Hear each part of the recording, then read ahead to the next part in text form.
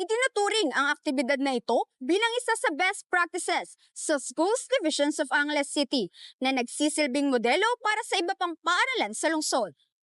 Sa pamamagitan ng iba't ibang makabuluhang gawain, natutulungan nitong mapaunlad ang kakayahan, kumpiyansa at makikisalamuhan ng mga mag-aaral. Ayon kay Ginang Erica Ortiz, head teacher ng Special Needs Education Department, ang mga aktibidad na ito ay hindi lamang nagsisilbing pahinga o break mula sa regular na pag-aaral mula Lunes hanggang Huwebes, kundi isang epektibong paraan din ito upang matuto sa mas malikhaing paraan. Actually, itong every Friday nila, it was started as a best practice by our supervisor, Sir Walter Estabillo, and supported by our principal, Sir Hermes P. Vargas.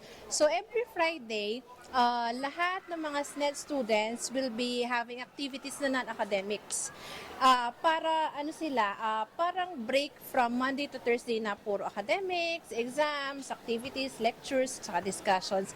Ilan sa mga gawaing isinasagawa ay ang paglalaro, pagluluto, sining at iba pang aktibidad na nagpapalakas ng kanilang talento at kasanayan.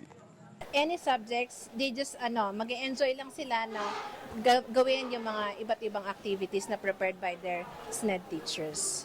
Sa isang panayam, ipinahayag ni Sir Hermes P. Vargas, principal ng Francisco G. Nepomuceno Memorial High School, ang kanyang pagmamalaki sa natatanging programa ng paaralan.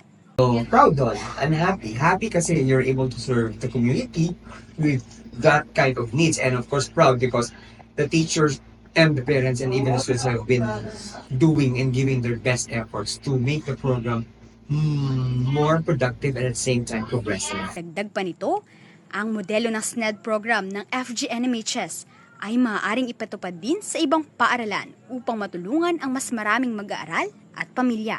The mere fact that it is called the best practice, that serves already as a model to other public schools, private schools, other learning institutions, which also offer SNED. So the mere fact na nag-serve siya as best practice and model, pwede siyang kopyahin, pwedeng gayahin, at pwede rin i-implement ng ibang schools para makatulong din doon sa kanilang mga mag-aaral at kanilang mga magulang. And being part of the Division of Angeles, it serves really as a pillar of education in terms of SNED. So, malaking bagay yun sa Division Office ng Angeles dahil sabi ko nga, ang Francisco G. Nepomuceno Memorial High School lamang ang may special needs education program for junior high school and senior high school. Dahil sa patuloy na tagumpay ng programang ito, plano ng SNED na palawakin pa ang mga aktibidad at isama ang iba pang inisyatibo na tutulong sa patuloy na pag-unlad ng mga estudyante. Sa pamamagitan ng ganitong mga hakbangin, patuloy na ipinapakita ng FGNMHS at ng Schools Divisions of Angeles City ang kanilang pangako sa dekalidad at inklusibong edukasyon na nagsusulong ng isang mas makabuluhan at epektibong sistema ng pagkatuto para sa lahat. Mula rito sa SDO Angeles City, kasama ang aking broadcasting team, ako si Althea Lim, matatag at marangal na umaaksyon para sa edukasyon, Central Luzon.